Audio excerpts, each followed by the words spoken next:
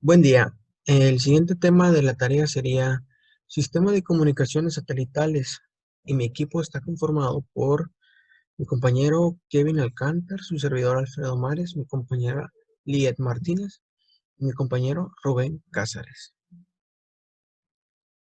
Comenzando sería, ¿qué son los satélites? Los satélites son sistemas de comunicaciones que son fabricados por el hombre y giran en órbita en torno a la Tierra, con esto permitiendo efectuar una multitud de comunicaciones hacia una gran variedad de consumidores, incluyendo suscriptores militares, gubernamentales, privados y comerciales.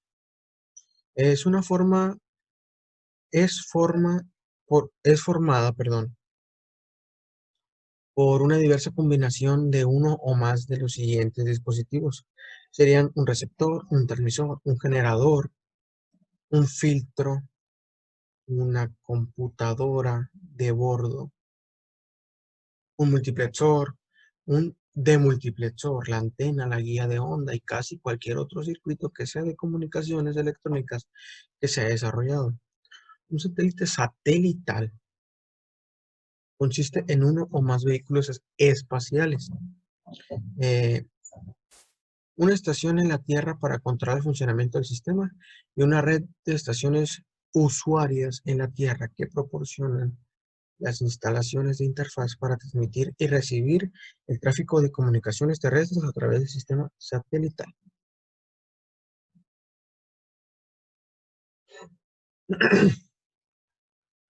Historias de los satélites. En 1957, Rusia lanzó el Sputnik 1, que sería el primer satélite capaz de recibir, amplificar, reconformar, regenerar y retransmitir información. Ese mismo año, los Estados Unidos lanzó el primer Explorer 1, que transmitió durante casi 5 meses. La NASA lanzó el SCORE en 1958, que el SCORE fue el primer satélite artificial en usarse para retransmitir comunicaciones terrestres. También la NASA lanzaron el ECO de 1960, que sería un globo plástico de aluminio. Eh, el hecho reflejaba en forma pasiva las señales que recibían grandes antenas. En 1960, Estados Unidos lanzó el Courier, que fue el primer satélite de tipo de transpondedor. En 1962, AT&T lanzó el Telstar 1, el primer satélite activo en recibir y transmitir señales de radio en forma simultánea. En 1963 fue lanzado el Telstar 2, que era idéntico al Telstar 1, pero más resistente a la radiación, y se usó para transmitir señales telefónicas de TV de datos y logró transmitir también la primera transmisión transatlántica de video. El SYNCOM 1 se lanzó en febrero de 1963 y fue el primer intento de colocar en órbita un satélite geosincrónico. Este se perdió, por lo que se lanzó el SYNCOM 2 y el Elite 5.2, que se usó como transmisión de los Juegos Olímpicos de Tokio en 1964. El primer satélite comercial de telecomunicaciones fue el Intelsat 1 en 1965 y usó dos transpondedores de un ancho de banda de 25 MHz para conducir en forma simultánea una señal de televisión y 480 canales de voz. En 1966 y 1967, el Intelsat lanzó una serie de satélites llamado el Intelsat 2, 3, 4, 5 y 6. El Intelsat 6 tiene una capacidad de 80.000 canales de voz. Entre los lanzamientos más recientes, el satélite Intelsat están los vehículos espaciales de las series 500, 600, 700 y 800.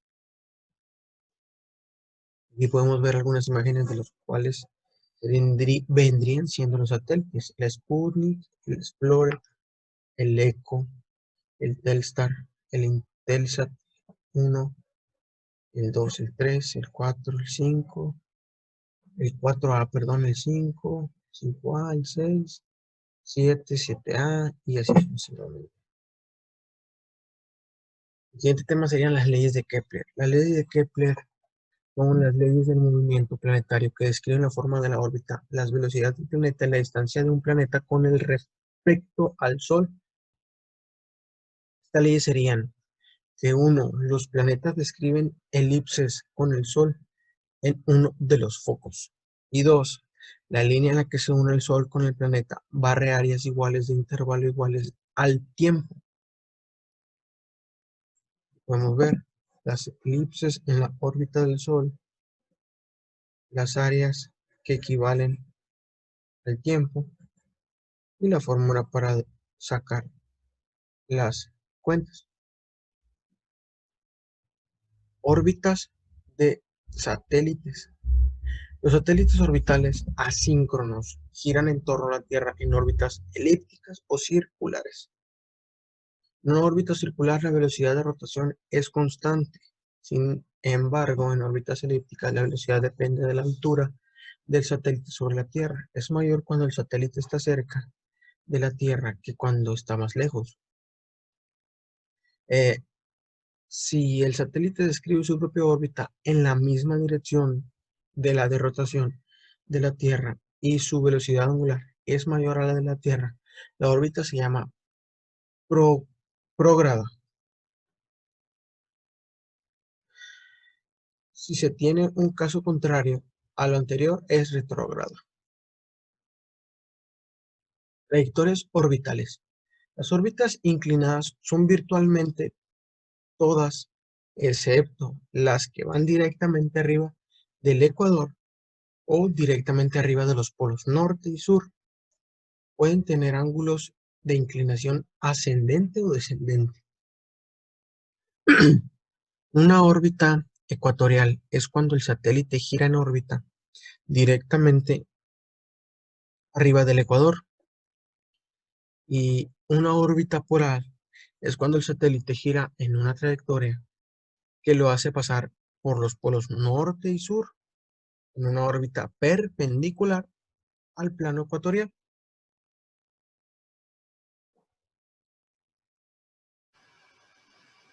Ok, ahora vamos a explicar lo del satélite geoestacionario y pues qué significa esto, ¿no? Pues básicamente los satélites geoestacionarios o geosíncronos, que también se pueden llamar, pues describen órbitas sobre el ecuador.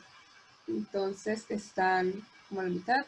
Aquí tengo una pelotita que es como del mundo para que sea de ejemplo. Ok, están sobre el ecuador, ¿no? Entonces aquí tenemos, bueno, por aquí va pasando el ecuador, aquí a la mitad de la pelota, y describen las órbitas y van a la velocidad angular a la que a la Tierra. Entonces, como aquí está en la imagen, tenemos pues lo que es la Tierra, está exactamente en el ecuador, y pues van a la misma onda. Eso nos quiere decir que si aquí tenemos el ecuador, que vendría siendo la mitad, entonces aquí más o menos donde está mi dedo o donde está mi mano, vendría estando el satélite y pues estaría girando al igual que el mundo, la Tierra, entonces se ve moviendo igual.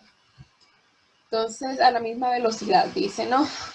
Y pues esto nos quiere decir que pues parecen estar en un lugar fijo, pues porque conforme se va moviendo la Tierra, pues se va moviendo pues el satélite, pero en realidad no es así, porque pues no está estable, por así decirlo, porque si estuviera estable, pues se siguiera moviendo el mundo y, y pues siguiera, o sea, el satélite estuviera apuntando igual en la línea del Ecuador, pero pues atravesara pues por todo el mundo. Entonces, y por así decirlo, ¿no? Si está en Chile, entonces casi pues siempre va a permanecer en Chile visualmente, ¿no? Y por eso dice que parecen estar en un lugar fijo sobre un punto de la superficie terrestre.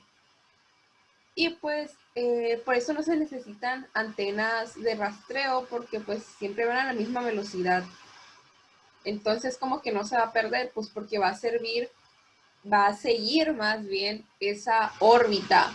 Entonces no es como que lo tengan que localizar o de que se va a ir a otra parte, es como que ya saben que siempre va a estar girando alrededor y pues en ese punto, en esa latitud. Y nos dice, entonces este tipo de satélites o ese tipo de antenas son las de estaciones terrestres, perdón, que solo se apuntan al satélite de forma permanente. Entonces son las antenotas que ponen y se mueven, entonces para localizar los satélites. Entonces, pero pues en este caso pues se va a quedar permanente, pues porque prácticamente va a ir girando igual, o sea, conforme vaya girando el mundo, entonces sin querer va a ir girando la antena. Entonces pues no se tiene que estar moviendo a cada rato para ubicarlo. Y pues uno solo satélite síncrono de gran altitud pues nos puede proporcionar comunicaciones pues confiables, que esto pues es de gran importancia y lo que estamos buscando, ¿no? Que nos dé la información apropiada o que se reciba o que la esparza a las demás estaciones. Entonces esto es muy confiable, este tipo de satélites. Entonces, y aproximadamente nos da a un 40% de la superficie terrestre.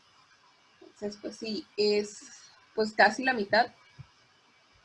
Ok, y aquí tenemos una imagen de los que están. Bueno, entonces podemos ver que ahí está, ya puse eso para poder verlo mejor. Pues son algunos, ¿no?, de los satélites que están en esta órbita. Entonces, como puedo decir, pues este siempre va a estar apuntando para acá, este siempre para acá y así, o sea, siempre van a estar pues como rectos a una dirección. Por ejemplo, este puede estar aquí, pero este pues ya la latitud pues, puede estar más arriba, este puede estar pues, apuntando pues para acá, para Europa. Entonces, pero pues siempre se van a ir moviendo a la misma frecuencia angular. No es como que de repente el SATCOM se vaya o el Galaxy se vaya a pegar aquí con el SATCOM. No, siempre van a tener la misma distancia, entonces no hay manera de que esto cambie o que vayan a chocar o que se vayan a rebasar. Esto no es posible. Entonces, pues aquí como podemos ver está el Comstar y ya nos dice pues a los grados a los que están.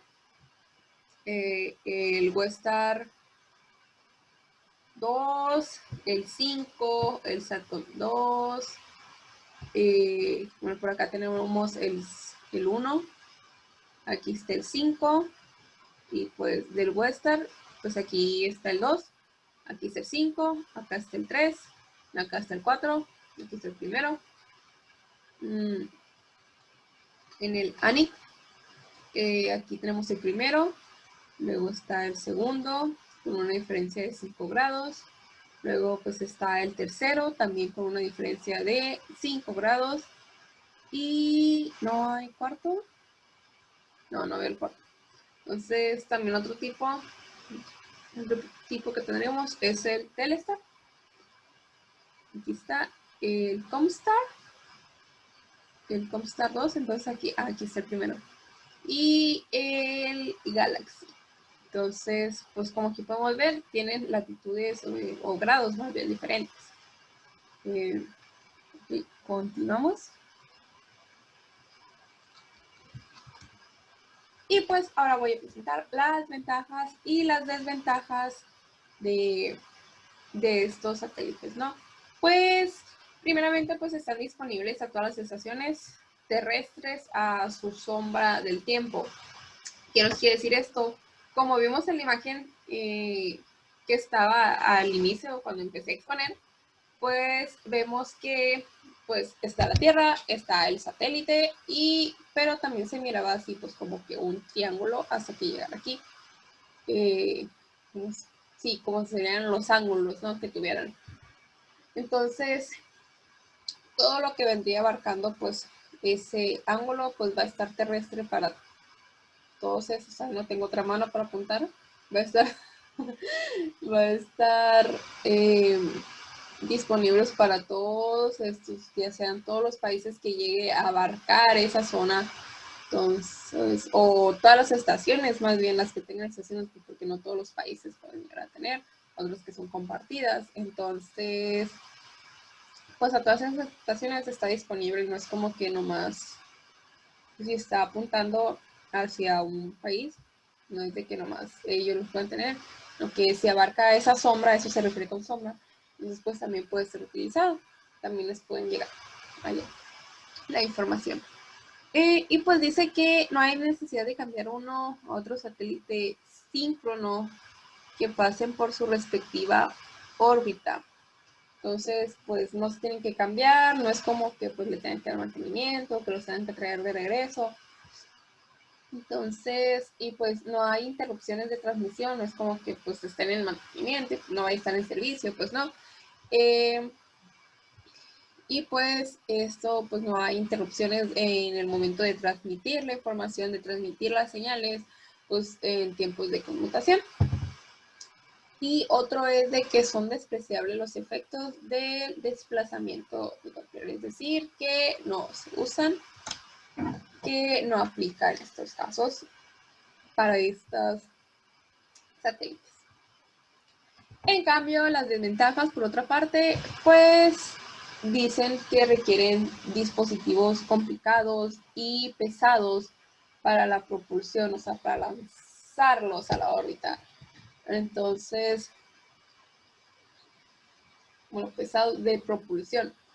Entonces, pues sí es un poco complicado mantenerlos en órbita, ¿no? Pues porque pues allá no hay gravedad, sabemos que no hay gravedad en el espacio, pero pues están en una órbita, o sea, no están en el espacio y pues es como que pues sí están muy pesados, así que existe una posibilidad de que se vayan a salir o se puedan mover por lo mismo o algo. Entonces, lo bueno que no hay aire, pero pues sí, sí es pues requieren más peso, más dispositivos y cambia eso para ponerlos ahí. Entonces, pues están a una gran altura y pues producen retardos de propagación mucho mayores, pues porque están muy alejados de la Tierra, no es como que están tan cerca, sino que están hasta que llegue esa órbita y pues de aquí que llega la señal de aquí hasta la Tierra, pues es de que si hay un retardo, es como el retardo que hay de la luz del sol hacia la Tierra, que son 8 minutos.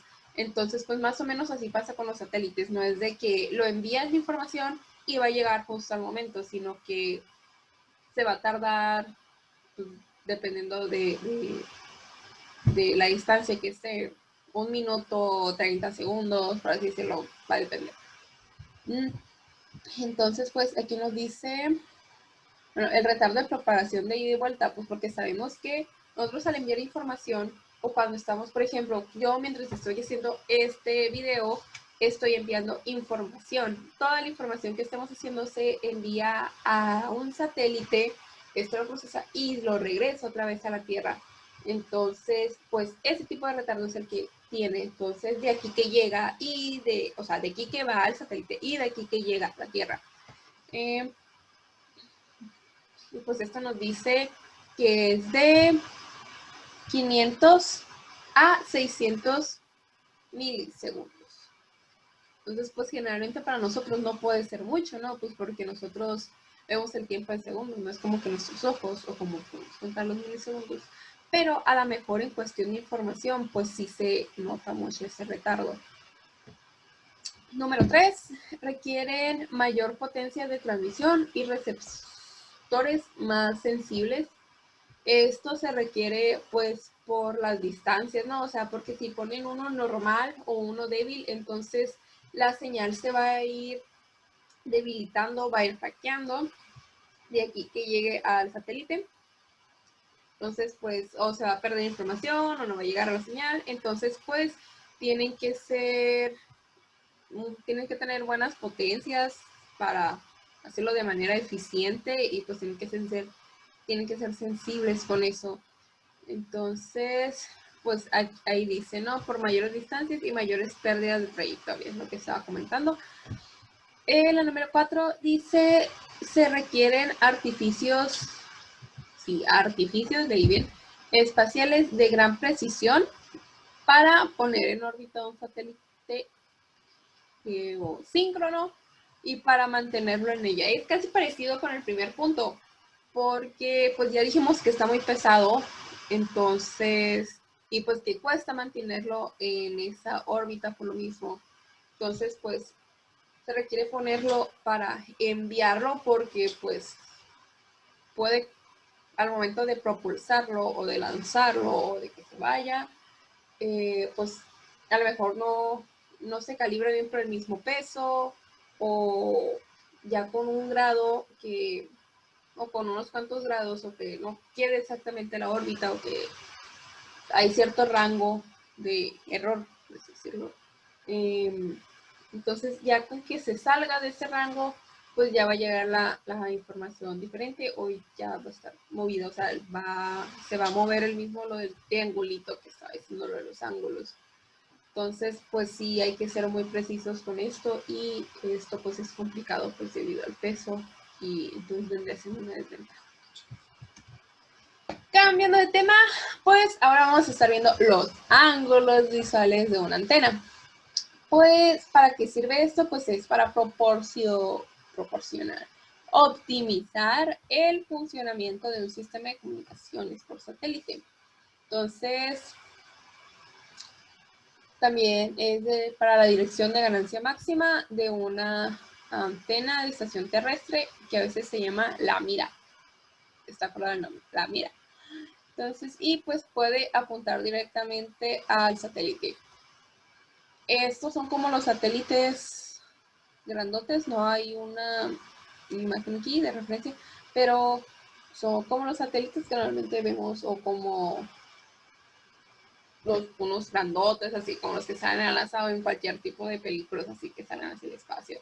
Es de lo mismo, o sea, que deben apuntar directamente al satélite para aquí que llegue o para ver bien la información. Entonces, para eso también se tiene que poner un cierto ángulo. Nos dice que la ubicación de este mismo satélite pues se puede especificar en términos de latitud y longitud. Es lo que estamos viendo ahorita en el de los satélites geoestacionarios, que en la imagen nos decía que estaban que 91 grados, que 116 grados. Entonces, para dar un ejemplo, entonces, pues también nosotros tenemos que saber a dónde lo estamos lanzando, a cuánto o más o menos a dónde está. Entonces, pues se pueden especificar y también para hallarlo con la antena de que, pues a tal longitud y tal magnitud y ya se puede hacer más directamente. Dice en forma parecida como se ubica un punto sobre la Tierra, o sea, como cualquier otra cosa. Que conocemos, ¿no? Sin embargo, como un satélite está en órbita a muchas millas sobre la superficie, pues no tiene latitud ni longitud. Lo que decía, o sea, nosotros podemos apuntar con la antena a un aproximado, pero en el espacio no hay, pues el espacio es materia negra, entonces no sabemos cómo se mide, no podemos decir, pues tal longitud, tal longitud, no, pues porque es enorme. Entonces podríamos decir que lo podríamos medir por segundos o por el tiempo de retardo que al momento de lanzar una señal cuando regresa, porque o también podría ser velocidad de la luz, pero velocidad de la luz no sería tiempo, pues porque no está tan lejos a comparación como si quisiéramos medir un planeta o algo así. Entonces, pues, por eso nos dice que no tiene altitud. Ahora vamos con el ángulo de elevación. ¿Qué es esto? Pues vendría siendo un ángulo vertical, o sea, vertical, que se forma en la dirección de movimiento de una onda electromagnética irradiada por una antena de estación terrestre que apunta directamente hacia un satélite y el plano horizontal. Aquí nos dice que mientras menor es el ángulo de elevación, la distancia a recorrer es mayor. Entonces, Si el ángulo es pequeño, por así decirlo, tenemos un ángulo, ahí está, un ángulo pequeño, entonces pues tendríamos más distancia a recorrer. Entonces, en cambio, si tenemos uno más grande, entonces se va disminuyendo. Es así algo como pues los triángulos, ¿no? Cuando los vas haciendo de que están más chiquitos, pues no puede hacer la forma de un triángulo, pues se alarga, entonces ya se va haciendo así, entonces pues se va acortando. Entonces vendría siendo más o menos la explicación que puedo dar gráfica con el material que tengo en mis manos en estos momentos. Entonces, esto como consecuencias que nos trae, pues el ángulo de elevación también, si es muy pequeño, la distancia a donde viaja la atmósfera es muy grande, entonces se va achicando y se va alargando. Eso que nos puede hacer, pues se puede deteriorar hasta tal grado de que ya no tenga una buena calidad la transmisión, o que ya no sea aceptable, que esté dañada, que no se escuche al momento de transmitirla, porque va a estar muy lejos y a lo mejor no tiene potencia, a lo mejor no tiene mucha señal de aquí que llegue o se vaya perdiendo. Entonces, pues tenemos que checar bien eso, o sea, de que no esté muy alejado nuestro ángulo de elevación, o más bien que no esté muy pequeño. Y aquí están unas gráficas sobre la atenuación de la atmósfera, bueno, de absorción atmosférica. La primera que podemos ver aquí es de banda 6/4 gigas y la otra es de banda 14/12. Entonces, y pues aquí tenemos la pérdida potencial de la señal y aquí está el ángulo de elevación, lo que venía diciendo, pérdida de potencia, lo que estaba diciendo. Pues aquí podemos ver cómo se eleva de 0, 5, 10, 20, 30, 40, 50 y pues la pérdida. Y podemos ver que uno de 5 y pues casi no tenemos pérdida. 20, 50 y podemos ver cómo la absorción por la densa niebla y absorción por la fuerte lluvia. Entonces podemos ver cómo va subiendo o en este caso de cómo va aumentando el ángulo de elevación, cómo va bajando la pérdida. Y por otra parte, pues aquí cuando tenemos otra banda, entonces vemos cómo es un poquito más curviado, cómo es más acostado aquí. Entonces aquí era más como tipo un exponencial y en este cambio pues no, va disminuyendo el ángulo de elevación. Y pues esto sería todo por mi parte. Continuamos con mi compañero. Bueno, pues ahora su servidor Kevin Antonio Alcántara Peña les explicará algunos tópicos de lo que viene siendo pues este tema que se está abordando, ¿no? El último tema de introducción a las telecomunicaciones, que son las comunicaciones satelitales. Un tema que en mi opinión se me hace muy interesante. Bueno, pues para empezar les explicaré lo que viene siendo el ángulo de azimut. Este ángulo de azimut se puede definir como la distancia angular horizontal a una dirección de referencia que puede ser el punto sur o norte del horizonte, ¿no?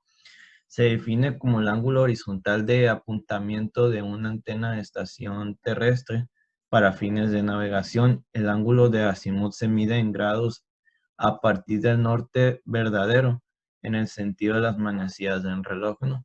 Para las estaciones terrestres del hemisferio norte, con satélites en órbitas, geosíncronas. La referencia en general del ángulo de azimut es la dirección del sur verdadero, es decir, 180 grados, ¿no? Es importante saber el ángulo de azimut para pues conocer el ángulo que se encuentran, pues ya sea en este caso, ¿cómo lo definen aquí? Pues las estaciones, ¿no? En la antena, una antena, ¿no? De estación terrestre.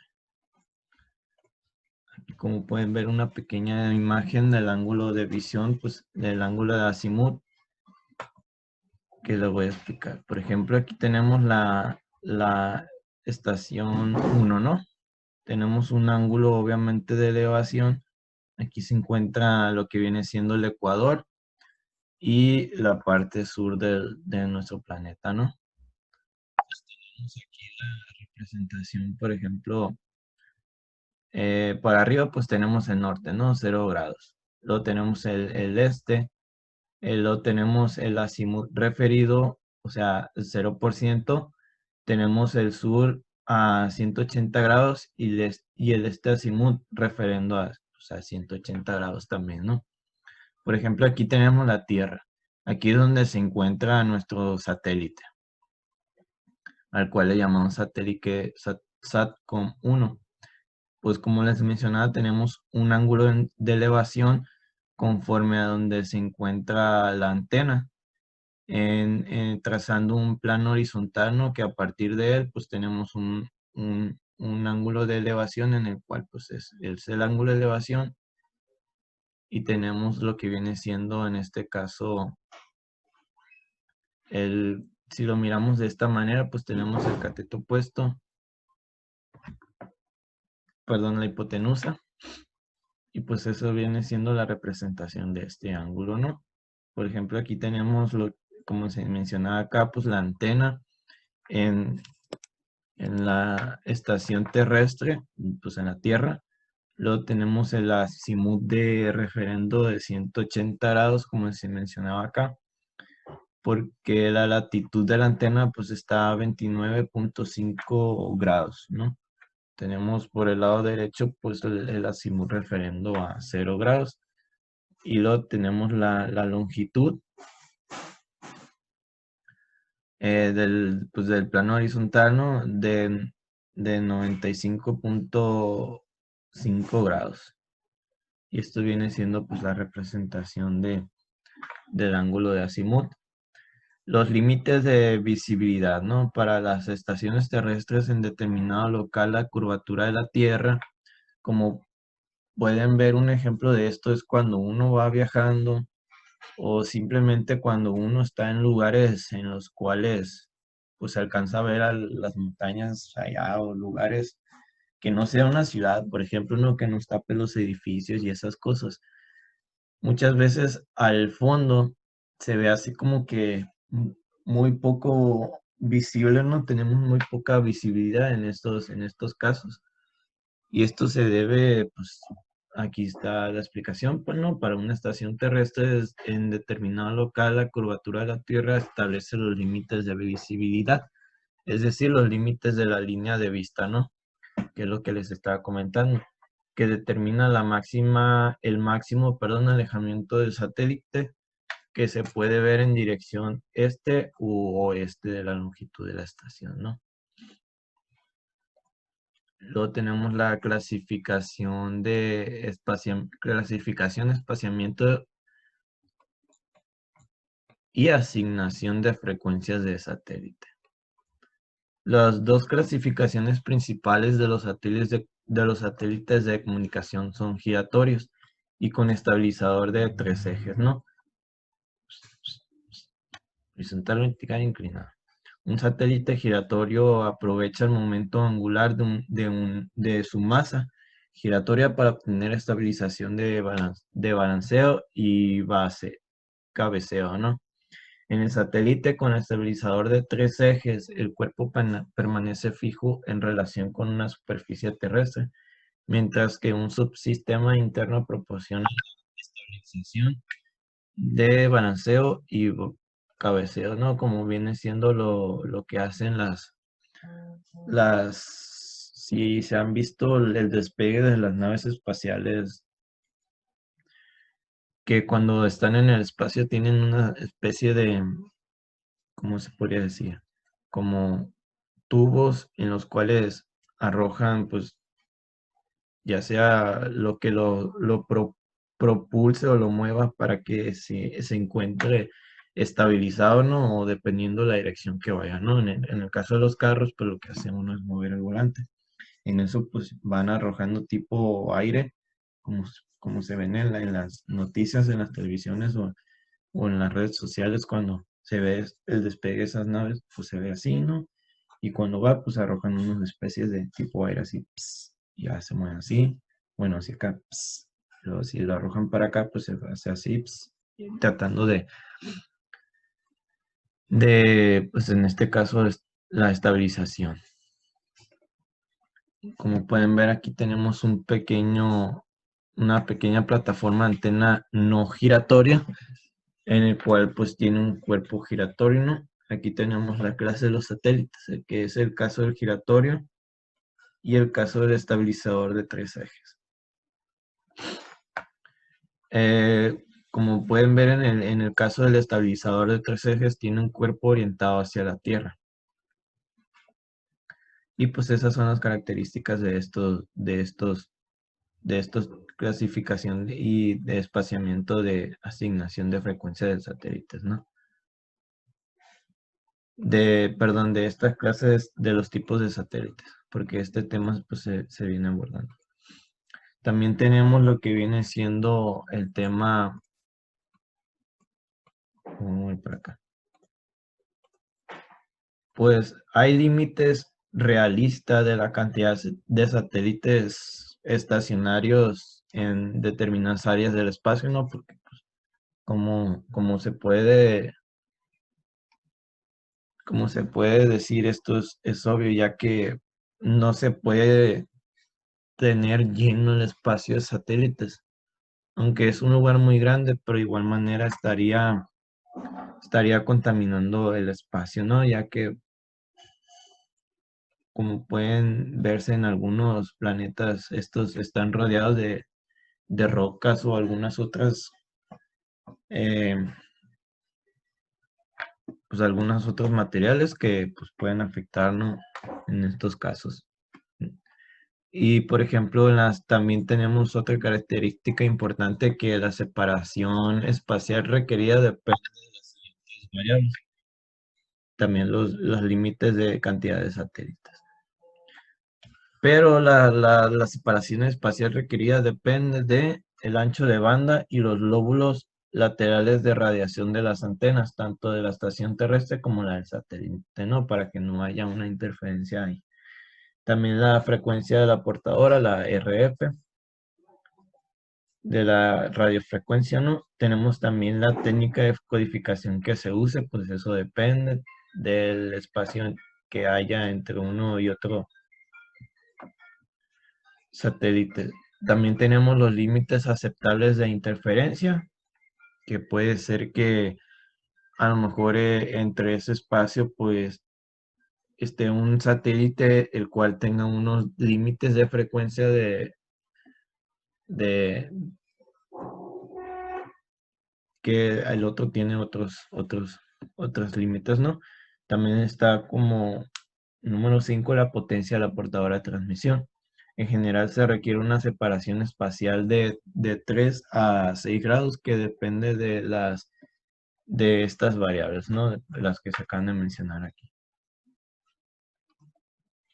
Aquí está una imagen en la cual pues tenemos dos tipos de satélites, satélite A y satélite B, ¿no? Esta, como pueden ver aquí, es una figura la cual representa la separación espacial de satélites en órbita geosíncrona, perdón. Tenemos aquí el centro de la Tierra, tenemos aquí la circunferencia de la Tierra. Aquí tenemos como ejemplo, una estación satelital terrestre. Aquí en la Tierra.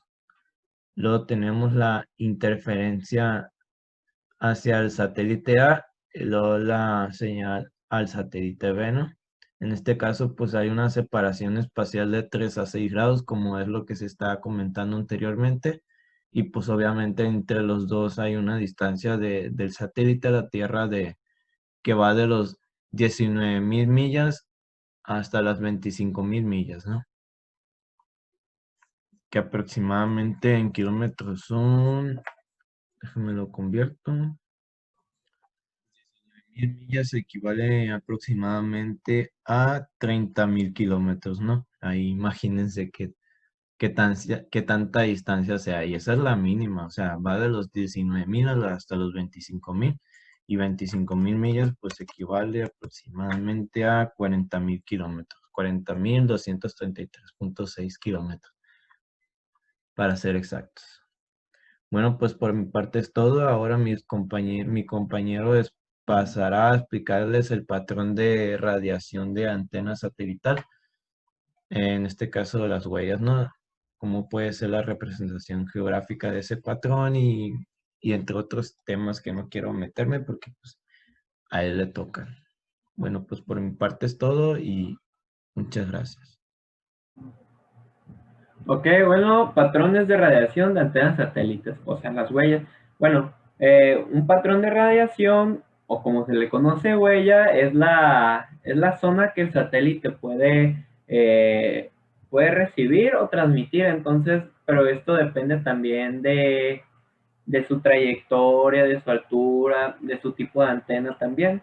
Mientras más alto el satélite, más superficie abarca. Esto es lo que podemos ver, por ejemplo, en las películas, que vendría siendo un mapa en escala 3D de lo que puede abarcar un mapeo de una superficie terrestre. ¿Ok? Luego tenemos, bueno, aquí tenemos uno, vaya. Y aquí, como podemos ver, lo va marcando por ondas. Lo que hace es mandar señales, ondas, y cuando va chocando, las retransmite. Entonces por eso podemos darle profundidad de acuerdo a mientras más tarde en devolverse la señal es más profunda. Y aquí tenemos, como que dice, 35 es la más profunda, 38, entonces aquí va reflejándose.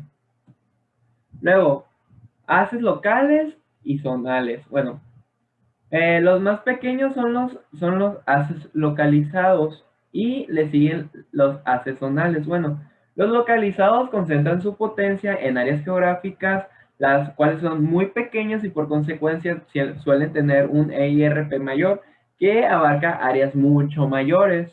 Por ejemplo, determinan una potencia de salida que se puede concentrar más, y los haces localizados y zonales cubren menos del 10% de la superficie. Entonces, los localizados son mejores. Los haces hemisféricos, bueno, estas son antenas de enlace descendente hemisférico, perdón, que abarcan en forma característica hasta el 20% de la superficie terrestre y por consiguiente tienen un EIRP de 3 decibeles o 50% menos que las transmitidas por los localizados que anteriormente mencionamos que esos solo abarcan el 10%. Y tenemos los haces globales, los cuales son antenas de cobertura global que tienen un ancho de banda de 17 grados y son capaces de abarcar hasta el 42% de la superficie. Por eso el nombre global es debido a que abarcan casi la mitad de la Tierra, que es la visualización máxima de cualquier satélite. Los niveles de potencia son bastante menores a los haces globales en los localizados zonales o hemisféricos. Esto debido a que cuando hacemos un localizado puede ser más preciso debido a que nos basamos en una zona exacta. En cambio, mientras más mayor superficie agarremos, puede que sea un poquito más inexacto, no inexacto, pero más difícil de tomar todos los datos. Y reuso. Y sería todo.